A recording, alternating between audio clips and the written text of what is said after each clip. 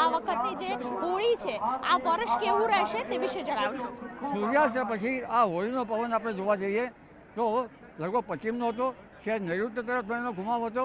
હોળીના દિવસે સૂર્ય અને ચંદ્ર સામસામા કચરાય તો સારું ગણાતું નથી। ચંદ્રની સામે સૂર્ય પણ જોવામાં આવે છે, પરંતુ આ વખતનો હોળીનો પવન પશ્ચિમનો હોવાથી સાનુકૂળ છે। શહેર જો નૈઋત્યનો હતો ક્યારેક શહેર વહેલો વરસાદ થઈ શકે, પણ આ વખતે વરસાદ સાથે સાથે બીજું જોવા જઈએ તો આગામી લગભગ એપ્રિલ મે અને જૂનમાં પવનનું પ્રમાણ વધારે છે, વાવાઝોડા વધારે છે, આંધી વંટોળનું પ્રમાણ વધારે છે અને છેક જૂન માસમાં પણ વંટોળ સાથે વરસાદ થવાની શક્યતા રહે છે, પહેલો વરસાદ।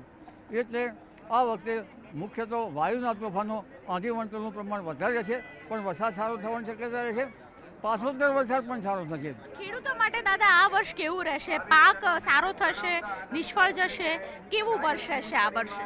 શરૂઆતમાં જો અરબ સાગરમાં ચક્રવાત થાય અને તેના લીધે જે ઇક્વેટર ઉપરથી આવતા પવનો અને તેજ પવનો અથવા તો જે હિન્દ મહાસાગરનું હવામાન જો થોડુંક પ્રતિકૂળ ના રહે તો શરૂઆતમાં જે વરસાદ થઈ ગયા પછી એક વખત લાંબો વરસાદ ખેંચાય તો વરસ સારું ન રહે, પરંતુ સામાન્ય રીતે વરસાદ સારો થવાની શક્યતા છે।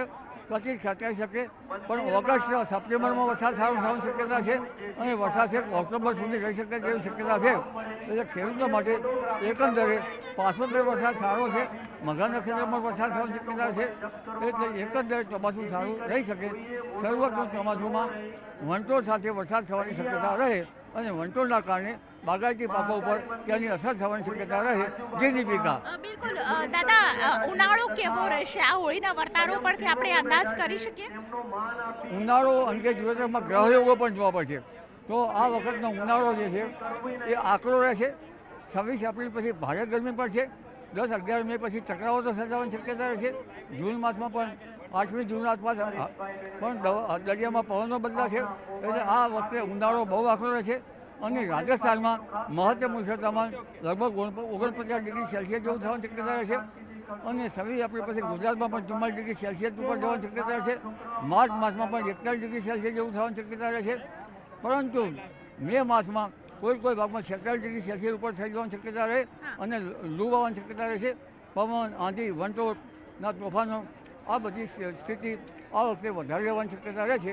આ વર્ષ કેવું રહેશે તે વિશે વાતચીત ખાસ કરીને હવામાન નિષ્ણાત અંબાલાલ પટેલ તેમણે કરી અને સૌથી મહત્વની વાત છે કે આ વર્ષ સારું રહેશે તેવું તેમનું કહેવું છે। એટલે ખેડૂતો આ વખતે આનંદમાં બિલકુલથી જોવા મળશે। કેમેરા પર્સન અમિત શર્મા સાથે દીપિકા કુમાર, ન્યૂઝ 18 ગુજરાતી, ગાંધીનગર।